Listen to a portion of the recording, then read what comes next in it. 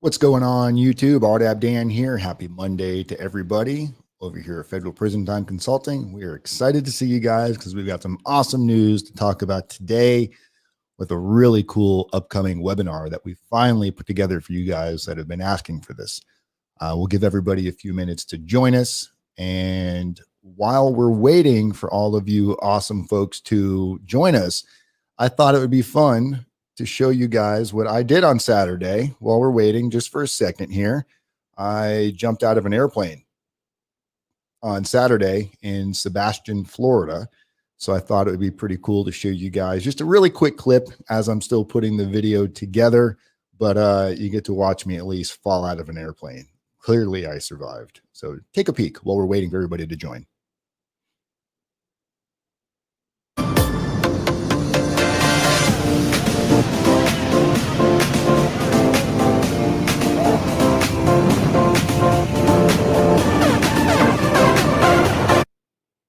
And that's all you get for now. It's just a little sneak peek. Got more video coming later. But yes, jumped out of an airplane. Pretty exciting stuff, you know, you don't get to do that every day. It's my first time jumping out of a plane. It's one of the things that's been on my bucket list forever. I'm sure many of you have the same bucket list, but yes, go do it. If you haven't jumped out of a plane yet, go do it. So let me take off these headphones now that I don't need them. Hey, Jenny. Jenny's joining us. Thank you for joining us, Jenny. Jenny is going to be a big part of the upcoming video that we're going to be doing here. As you probably see in the description, we're going to be doing a webinar on the 31st of this month. So the last day of the month, which I believe is on a Monday. So it's going to be Monday, August 31st, 7 p.m. And this webinar is going to be all about creating the perfect narrative. We're not just going to, tell you why you should hire us to create the perfect narrative. The whole point of this webinar is we're actually going to teach you step by step in this webinar, and you have to sign up for the webinar. There's a link in the description of the video.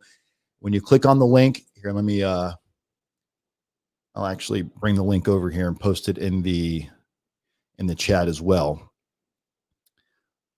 When you click on the link, which is right here, boom, there you go.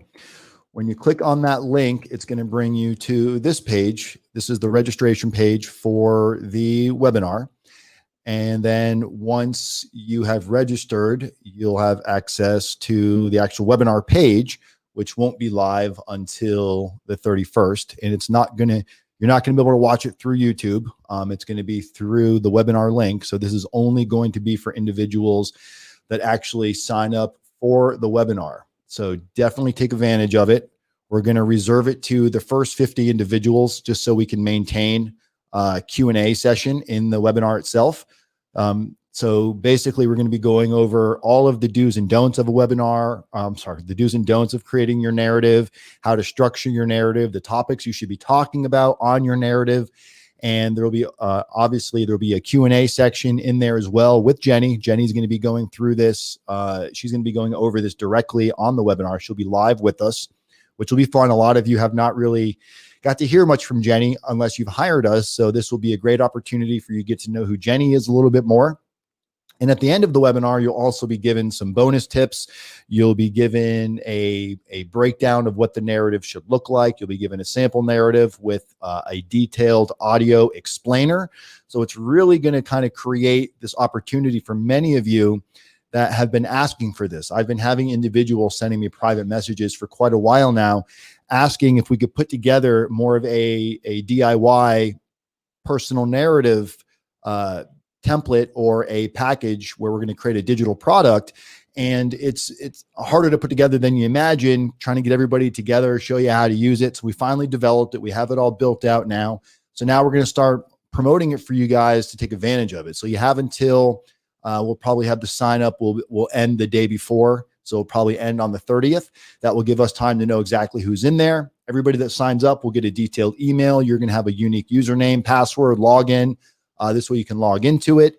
And if you lose your username or password, there's a spot on there to request it and we can resend it to you. So it's going to be a lot of fun, guys. It's going to be something that many of you have really been asking for. And it's obviously at a highly reduced price. You're going to be able to sign up for this at, just under $50. but this will give you the ability to stop guessing what should go into your narrative. And you'll give you the ability to create the most powerful narrative that you'll be able to create without taking a wrong direction. It's going to create the path of least resistance. And we have high hopes for this for a lot of you that just aren't able to afford the full package, that need help with maybe just the narrative. And we'll probably be doing one of these for reference letters too, in the very near future. AWOL signed up. AWOL, well, welcome. Signed up, AWOL. So yeah, for those of you that take advantage of this, you want to jump on it now. It's going to be only available to the first 50 individuals. And the reason why we're doing that is not to put any kind of urgency on there, but we know there's going to be a Q&A section.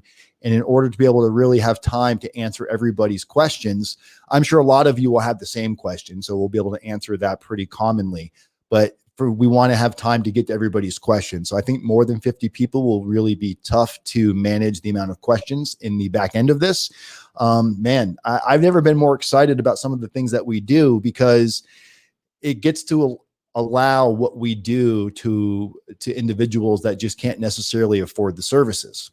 And we know there's individuals out there that do packages like this. They do the narrative packages for like, a template for like $1,000. So we're giving you the full template package with instructions, with a full walkthrough, with the sample of what a narrative should be. And this is going to be an actual narrative from an existing client who's given us permission to use their narrative for the purpose of assisting you guys with a roadmap to how you should be structuring your narrative. It's one thing to hear it, and then sometimes you might get a little lost or dazed and confused because it can seem so overwhelming. So creating that continuity of, here's a completed one. Now, you're obviously going to want to make it your own, but it's to give you some direction and some roadmap. So you guys got to stay tuned for this.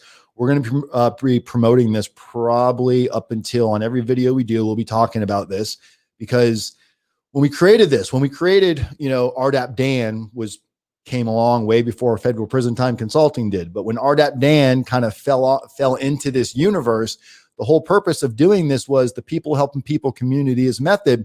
Not everybody can afford thousands of dollars to hire a consultant to create this for you.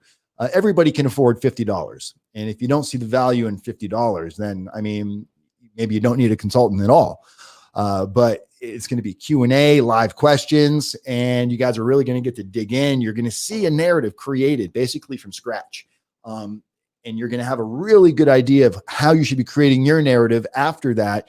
For those of you that haven't done your pre-sentence interview yet, this will be beautiful, because you'll be able to turn this into the probation officer as well to help get that awesome, when you're looking for, the whole point of giving the probation officer your narrative is that probation officer is going to be making a recommendation to what type of sentence the judge should impose, typically within the guideline range. And the more information you're providing that probation officer at the time of your pre-sentence interview, suggestively, a very strong narrative can create a much better potential recommendation from a probation officer. So you'll really be able to use this sentencing narrative for various different purposes. Let's see some of the questions we got in here. If you can give EA. Good afternoon. My name is Jonathan. I'm looking forward to hiring you. Jonathan, I see it says, if you can give, are you asking for an example? Is that what you're asking for? Feel free to clarify what you're asking in there. AWOL says he signed up, so I'll go check in there in a little while, AWOL, and see if I see in the system there.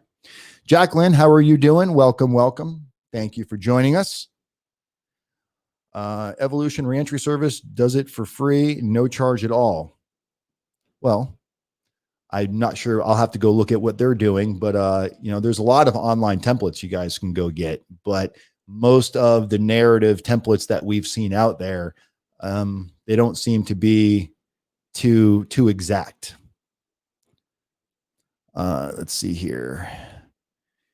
Can you detail the timeline of when the narrative is due? Does it need to be turned in with the PSR? It does not need to be turned in with the PSR.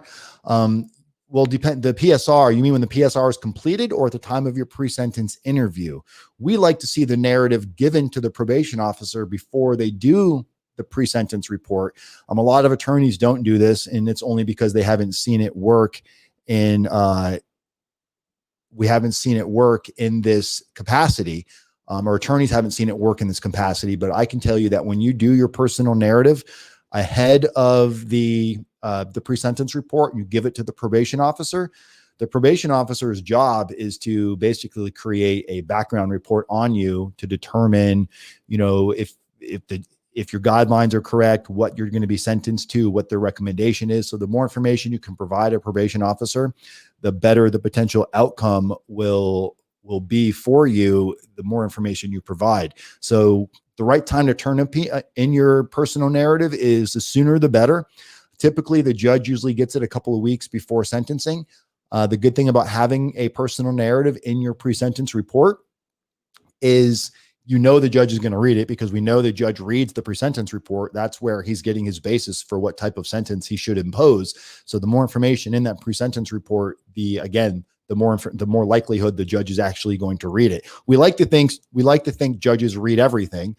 We like to think when you submit 500 letters, they read all of those. But we don't know that for a fact, but we do know the judge is going to read the pre-sentence report. So if you've got your narrative attached to it, and your attorney may give you some pushback, a lot of the times why I believe an attorney may give you pushback on submitting a personal narrative into a reference letter is simply because, or putting your personal narrative into the pre-sentence report is because a lot of times personal narratives are done, they can almost cause more harm than good if you kind of start backtracking on your plea agreement. A lot of times personal narratives turn into woe is me letters, or you start painting yourself as the victim, and you really shouldn't be going to prison after you've taken a plea deal. So I think attorneys really are going to ride the side of caution there, where they don't want you to submit something that could accidentally hurt you. Well, the whole purpose of using a service like ours, or in this case, a product that we're able to provide you to kind of give you that guideline and roadmap of how you should be creating your narrative, it improves the chances of you not putting stuff into the pre-sentence report that are going to cause more damage than good. And once your personal narrative is complete, you're more than welcome to shoot it over just to get some feedback on it. We're not going to rewrite it for you or anything, because the service that you're purchasing is just to give you the DIY, but we can definitely give you some feedback on there just to make sure that it's ready to send off. Juan Carlos free. Juan, I will give you a call. It's been hectic. Jacqueline. Thank you, Jacqueline. I appreciate that. I love hearing all the good news. Agreed. A bad personal narrative is not good. Very true. A bad personal narrative is never good. And we see them quite often. Not that they're bad, like grammar. It's usually bad in the concept of you're writing something that either is somewhat irrelevant, or you're writing something the judge has seen a million times prior. How are you creating a unique situation? You're going down an area or going down a rabbit hole into a direction you've never been before. You don't automatically know how to write the right type of a narrative. You don't know how to orchestrate it the right way, the format of what the topics are that you should be discussing, and getting feedback, asking for feedback. Is this what should be going in there? This is what we're going to be going over in the webinar. The webinar is going to be about an hour long. We might have a little overtime in there. Usually I don't stay right on. If we're running an hour, I might run an hour and 15, 20 minutes. But the point of it is to give those of you the ability to take advantage of this service, that for those of you that aren't able to fork over, a few $1,000s, we want to give you something to increase your chances of the best possible outcome. And everybody has a different financial situation. Obviously, if you can afford the full service, then of course, take advantage of it. But if you can't, this is a great alternative to take advantage of to really get you started in the right direction. And this could help open your eyes, open your direction. This can help you with your friends and family, what questions you're going to be asking them. This is why we'll probably end up creating the same type of a course or a class on reference letters and many other topics. RDAP, we'll try to create these one-on-one webinars for all the different ideas and questions that you guys have that can create an impact to giving you that outcome that you're ideally looking for. So I'm really excited. Mostly on that webinar, I'm going to be kicking back, drinking coffee, listening to Jenny, and we'll have some conversation going back and forth, a little bit of banter on there. But, this is where Jenny rise and shines. This is how she has made herself such a detailed part of the organization over the last few years, is her ability to understand individuals' needs and really craft and direct these narratives and reference letters based on interview questions that creating this dynamic portion of the next chapter of federal prison time consulting, this has been something that we've wanted to do for so long, to be able to give everybody the ability to take advantage of a direction that has a proven success method. And we've proven this method time and time again. We hear it from judges, we hear it from attorneys, we hear it from prosecutors. Of course, we hear it from our clients all the time when they get these amazing outcomes. But some of you are just not in a position where you're financially able to go spend that type of money. A $49, $49.99, whatever the cost is on there, we've made it extremely affordable to get something. So you have something to move forward with. And then from there, you can decide what you want to do, but that might be all that you need. Maybe a narrative is all that you're missing right now. And if that's the case, then jump on here and make sure you grab your seat. Be one of the 50 that are going to be able to join us. What is it? 2 weeks out?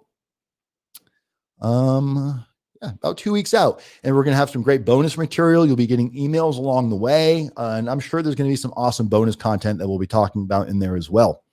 Norman Snowden says you sent your narrative.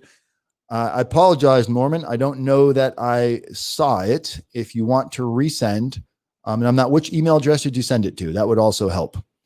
We do get a lot of emails, and sometimes they, depending on who's emailing, where they're coming from, we try to get back to people as quick as possible. I've been out of commission here for the last couple of weeks after my I had a vasectomy surgery, which was not fun. But back in the saddle now, feeling great. So definitely, Norman, let me know. Resend it if you want. You can always send it to admin@federalprisontime.com. Admin is probably the best email. AWOL 49.95. Thank you, AWOL. Appreciate the update there. But Norman, if you want us to take a peek at your narrative, send it over to admin@federalprisontime.com, and Shelly will make sure that it gets in front of me. That's the best email to shoot that over to. We do review narratives quite often. Sometimes, the narratives are really good. Sometimes most of the time they're good. I'd say almost every time there's tweaking and stuff that needs in there. And what you're going to get back is, some basic pointers as to why you should be using our service. Obviously we can't go in and write the, how much is, oh, thank you. AWOL is letting us know how much it is. So guys, take advantage of this class while we're running them. And if this is a good turnout, we'll make this class available for, AWOL is asking how much normal service is. It depends, AWOL. It depends on the services that somebody needs. It can range from $14.95 up to, it can get up there depending on what you need. There's different levels of where people are in their case, whether they just got indicted, they're just getting ready to get sentenced, really depends how far along you already are. But the earlier you are in your case, obviously the more expensive it can become because there's more services available to you, but that also potentially creates that much more likelihood of a better outcome because you're taking advantage of all different aspects, from letter writing to PSR prep, RDAP preparation, the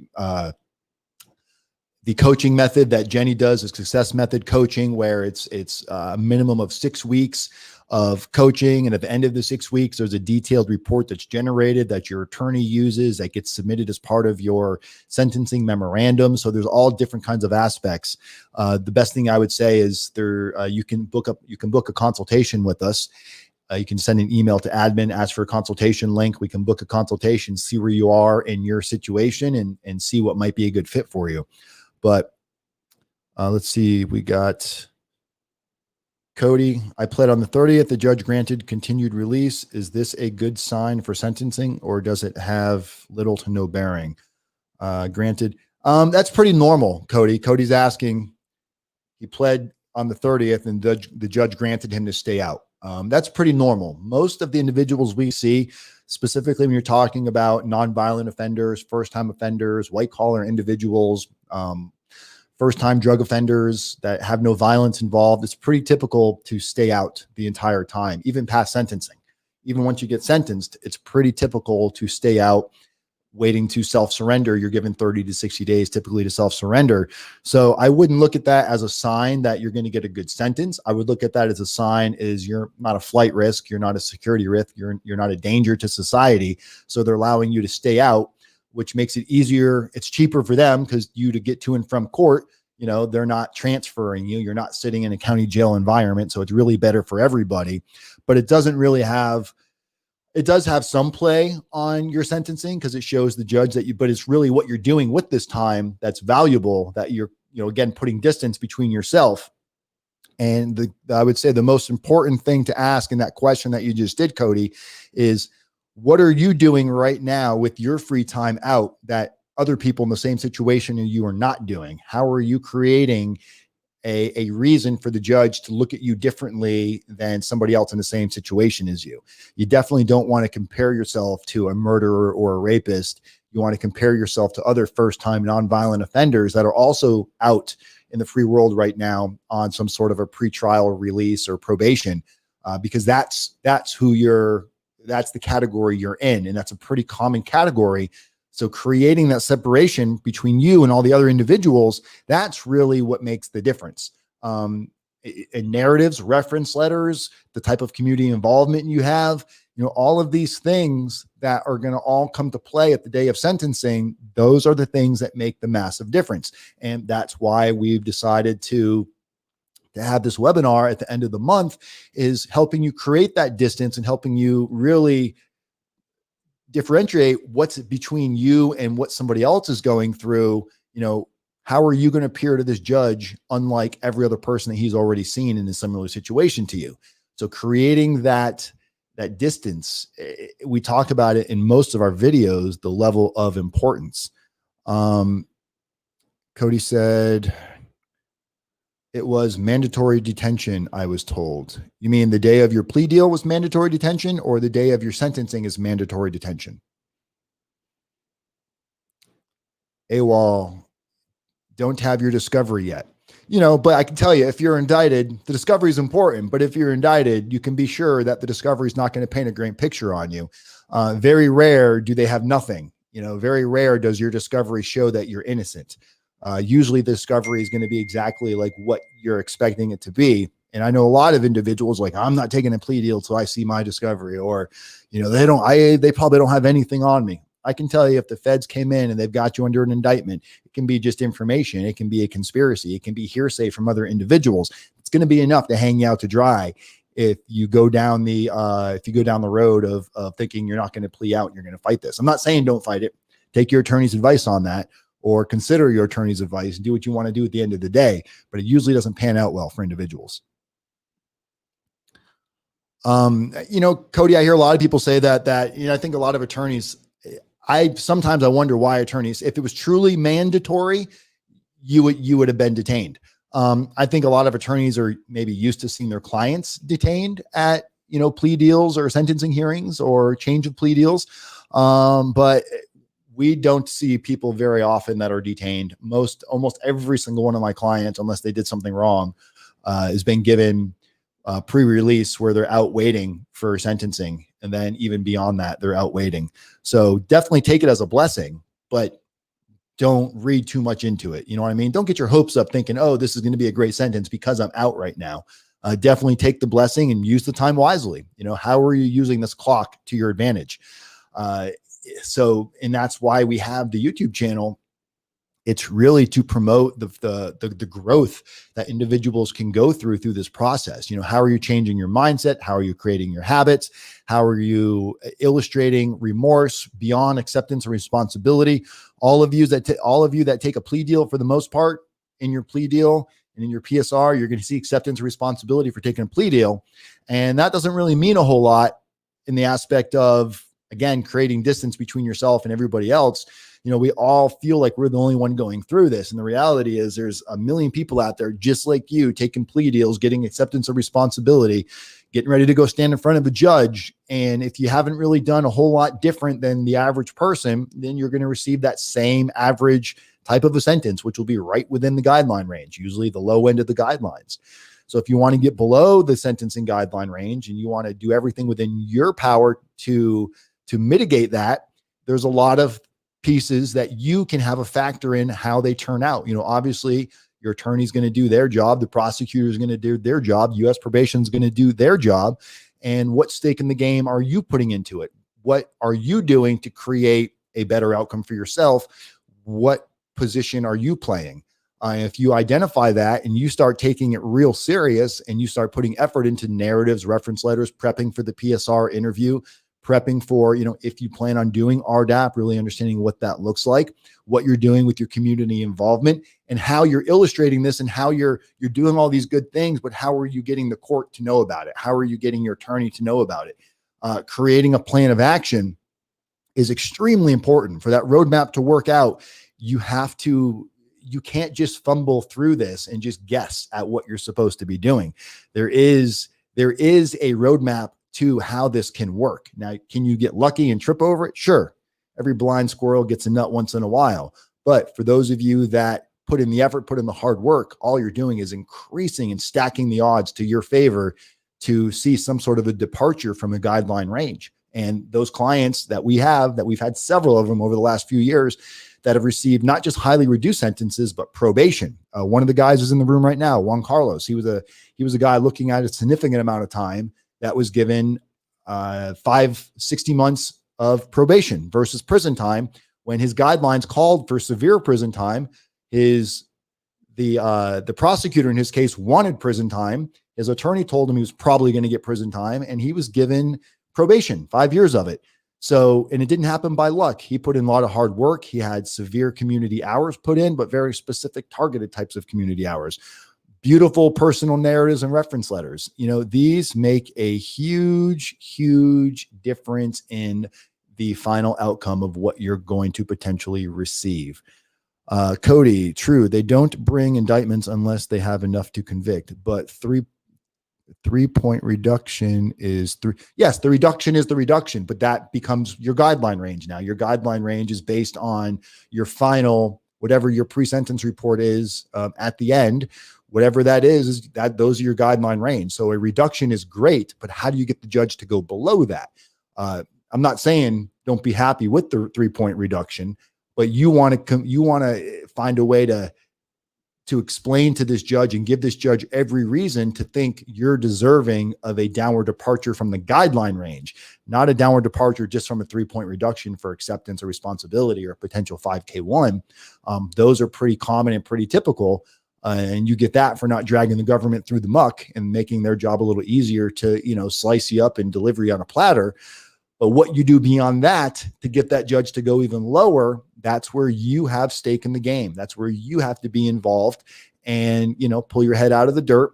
We talk to individuals so often that really don't know what's in their plea agreement. They don't have a copy of it. They've barely seen the pre-sentence report. They're not really sure about much in their case.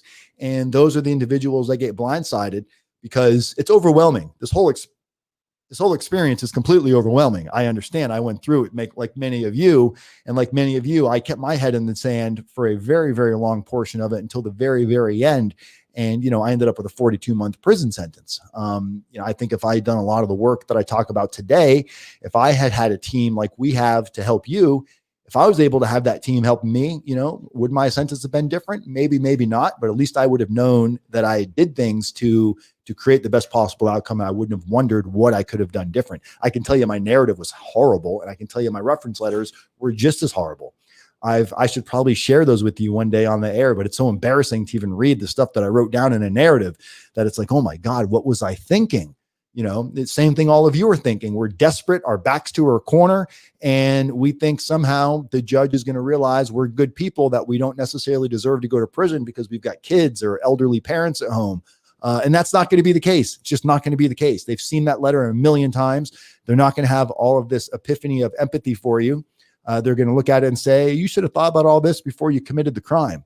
And that's where your mind goes, well, crime's not exactly as it seemed, but that's the plea deal I took, because if I didn't, we have all of these half in, half out, got one toe in the water, one toe out of the water. And that's part of the problem, is really taking the full accountability and just going with it and understanding how that can be conveyed down to a science.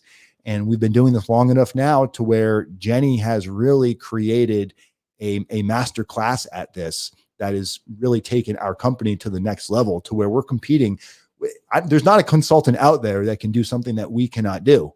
And I can tell you, there's not a consultant out there that will do what we do for the cost that we do it at. That's the difference. Is we have not made this unaffordable for everybody. Even at the high end of our pricing, we're still below a lot of some of the bigger names in the industry. And we probably produce and give services that far supersede what they do. So yes, typically it's true, you get what you pay for, but we've been able to undo that theory in this space with what we do. We do a lot more than I would say anybody else in the industry.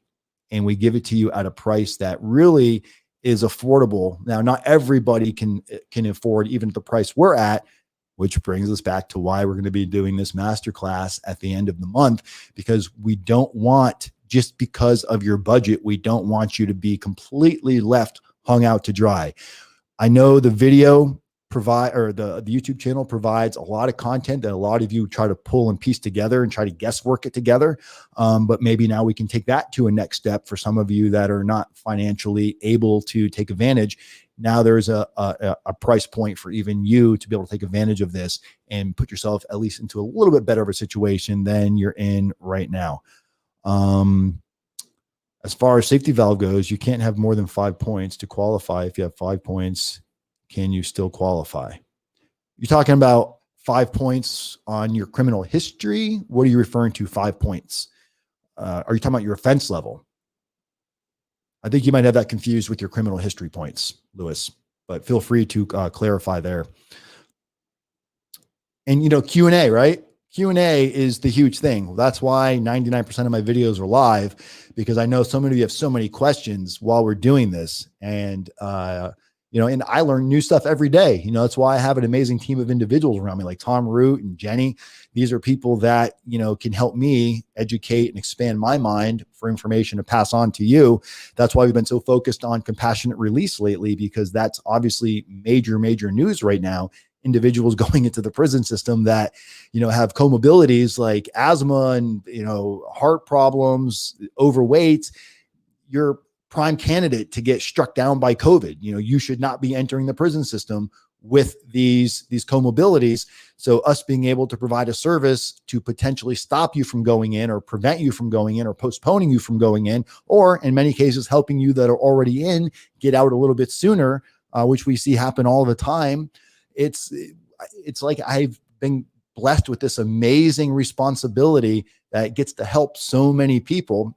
It's like you can't help every animal, but those that you do get to help is beautiful. So I love the fact that we get to help so many individuals. Shelly and I, for a long time, we've had compassion for animals, and we take in animals when we can. We help rehome them. Some animals are just, there's nothing you can do to help them, and you have to be grateful for the ones that could help. So for those of our clients that we've been able to help, and I'm not comparing you guys to animals, but it's a passion that we have, that we want to be able to help everybody, understanding that that's impossible, but we're so grateful for the change that we have been able to create. As far as safety, okay, same question. Okay, yeah, if you want to re-ask that, Lewis, I'll be more than happy to do my best to give you the best answer I can. So that link, again, if you guys don't have it, is right here. There's the link again if you want to take advantage of the webinar at the end of the month. Again, we're only going to have space for the first 50. And once that hits, the link will be turned off. You won't be able to sign up for it, just because I want to make sure on that day we have plenty of time. I would like to set 15, 20 minutes aside at the end of the webinar to really go over questions and answers that people are going to have that are actually going to be getting this package.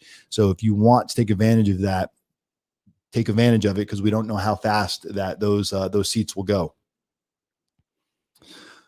I'm not sure how you're doing with men. How is it going for men getting released on compassionate release? Most of our compassionate releases have been men, Jacqueline. It just depends on the situation and depends on why they're trying to receive compassionate release. How much time have they served? Have they served any time? Do they meet any of the comorbidities? It's because compassionate release, you've got to try to go through the prison first. That's part of the First Step Act. is before the First Step Act, you couldn't even take it back to a court system. Now with the First Step Act, you have to go through your prison remedies first, your BOP remedies, where you've exhausted them. And part of it is giving the BOP 30 days to either approve, deny, or not respond at all. But once it's requested at the BOP level through the warden, if the warden denies it or doesn't respond, now you have the ability to go back into your sentencing court to have a judge rule on it, which has been amazing because we haven't had anybody, none of our clients have gotten it through request of the BOP directly. It's all been at the court level, creating motions for them. And Tom Root is your man for creating a motion, as those of you that have hired well know. I only work with women, so it's good to hear that men are also getting released. Yeah, no, definitely. And we're seeing women, a lot of women are getting it strictly. A lot of them are getting it, not even for having comorbidities. A lot of women are getting compassionate release due to the fact that children are out of school and they don't have the ability for home care. The other parent, whoever's watching the kids, can't stay home with the kids because they have to go to work. So it's created an extreme circumstance due to this pandemic that a judge will consider compassionate release. Compassionate release is not just for health reasons. It can be for anything that is extenuating circumstances that is compelling. So you can really think outside of the box with the dynamics and the destruction that COVID has caused through the system. There's a lot of ways to use this to the advantage of an individual to potentially qualify for some sort of a compassionate release, but you want to go into this again with the understanding that judge has final say. You can have the best motion in the world, the best reason in the world. And if you're denied, you're denied. But if you have a strong, compelling case for why you should be granted compassionate release, you definitely want to take full advantage of that. And you definitely want to have somebody completely competent that's advocating it for you on your behalf. I know a lot of guys that are doing it in the prison system. You got guys, and some of these guys might be perfectly capable in the law library. But then again, some of them are very, kind of new and understanding, and they're only sometimes are causing more damage than good. So you just want to make sure that you're not just going with the cheapest guy, unless that's your only option. Then, some shot is better than no shot. But if you have the ability, look for something that's going to be the best fit for you as well. You want to have a good relationship with who you're working with. You want to make sure that your questions are getting answered. You should understand why the questions that they're asking you should really be directing you down a path to create that ability. So and this is something that we talk about, we've had Tom Root on here so many times, and I drag people on this channel that I think are going to be valuable to you guys, that can produce good content of something that you can learn from to help you create your own mind of what you should be doing to create that outcome. And this is why I get such a kick out of doing this, because it's something that I didn't know existed, being able to do this for a living. And it's so rewarding in so many different levels. And now that Jenny and I have created this next level program that can even take it a step further with so many, this really opens the gate for individuals that never would have had a shot at getting some assistance other than piecing it together and trying to guess. For $50, you can't go wrong. And for $50, you can't buy a bullshit template off the internet. You might find some people out there, they'll give you some free advice and, oh, do this, do that. But if you're wanting to see something that's being done probably better than nobody else in the industry is doing it, I highly suggest take advantage of this class at the end of the month, guys. Just use the link, get yourself on the list. But that's really all today was, is talk a little bit about that. I want to get you guys as much help as possible. And I know Jenny's going to be excited to be on there. And like I said, many of you have not really gotten to hear from Jenny unless you were already one of our clients. So this will be one of the first times that many of you get introduced to Jenny, who's been an awesome part of the team and really helped us get us to a level where we're at. She's got she wears many hats in this business, but her biggest, she's very skilled in thinking outside of the box, her creativity as a creative writer, as a mindset coach, and having such a passion and understanding and such an interest in what we do here, that she's learned over the last several years about prison consulting from the inside out, to where she's as good as any consultant out there without having gone to actual prison. So I'm very thankful to have Jenny on our team, and I'm very happy to share her with you guys. August 31st at 7 p.m. Eastern. Book your spot now. Don't miss it because you will regret it. For $49.95, you are going to get a course on how to create your narrative with a complete narrative submitted at the end of it, that you'll a sample narrative from one of our clients to give you a full roadmap of what it looks like. It's going to come with complete instructions with audio voiceover on the instructions, really laying it out. All of the questions will be provided. It's all going to be in a digital format. So you're going to get a very well put together digital format that's going to help you create the outcome that you're looking for without guessing. Is this what they want? Is this what because then you can go back and forth. And who are you bouncing these ideas off of? Is this what a judge is looking for? Who are you asking? Most people you're going to ask in the real world might tell you, yeah, that sounds fantastic. But unless they've been down that tunnel before and they've walked that walk and they know what judges are looking for, most attorneys can tell you what to put into a narrative or a reference letter because it's not something they specialize in. At the same time, they'll tell you don't need to hire a consultant. In one breath, they don't give you anything to get you started other than maybe some template. And in the second breath, they'll tell you, oh, don't waste your money on a consultant. At some point, you need the guidance and the assistance. And if you really understand the impact it can have at sentencing, you would not be hesitating. It would be a no-brainer.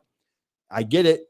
The big stopper in the game, a lot of times, the big roadblock somebody hits is the financial ability to be able to pay, anywhere from a minimal cost to several $1,000s. But now that we can give at least this portion of it to you for $50, you have no excuse now to, at the very least, not have an amazing narrative.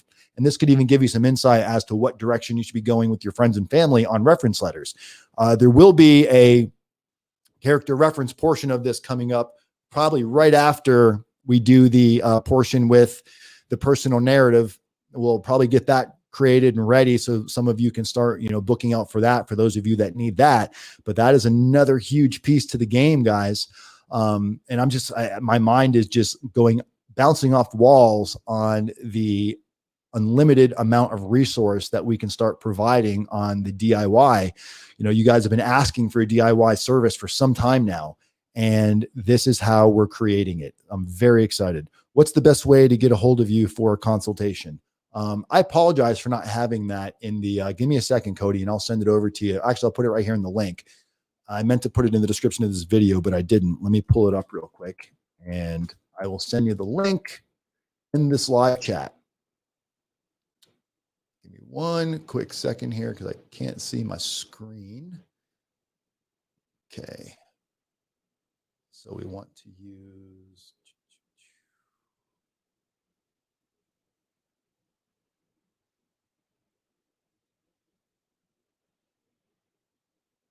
I think this is it right here. Copy link. Here you go.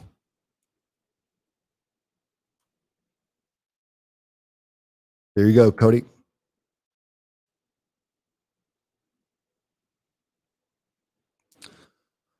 So I have 5 points on my criminal history. 5 points on your criminal history. I don't think you're going to qualify. Safety valve, I believe you have to have no criminal history. So I don't believe you're going to qualify for safety valve on your criminal history, Lewis. But again, I'm not an attorney, so I don't want to give you legal advice. But from everything that I've seen and from what I've read and from what I've been told from other attorneys and seeing PSRs, that is a disqualifier. Safety valve is for people that are first-time nonviolent offenders. And then certain crimes disqualify you too. Like if you have a leadership role, and even if it's your first offense, if you're considered a leader or organizer in the crime, that would also disqualify you from safety valve. But I believe that will disqualify you. Definitely want to maybe run that by your attorney one time just to double check. But yeah, I don't think you're going to qualify for safety valve. I know that's not the news you were looking for, because safety valve can make a massive difference in what type of sentence somebody could potentially be looking at. All right, guys. So we're going to wrap this up. Again, grab your seat, book your spot on the webinar coming up August 31st, 7 p.m. It's on a Monday, and you'll be given a link, a username, and a password. And after the webinar is over, you'll also get that link to the webinar. So if you need to go back and watch it, you'll have it on the replay. Once you sign up for the webinar, you'll be sent an email with instructions. It will talk about, what you want to have during the webinar, pens and paper and all that stuff, what kind of headphones you should be using and how you should be ready, the Q&A section of it. So we really covered all of that. You'll receive an email the minute after you sign, about 5-10 minutes after you sign up. So take advantage of that webinar, guys, because it is a resource that is invaluable. And for the cost of what you're paying for it, you're not going to get that anywhere else. Guys, I'm RDAP Dan, Federal Prison Time Consulting. People up in people, communities method, one day at a time. I can't wait to see you guys at the webinar. And until then, I'll probably be back Wednesday with some other awesome content. We're going to be talking a little bit about RDAP, what's going on with it in COVID-19 era, and what you can do about that. Guys, have a great day. Stay safe. I'm out of here. Peace.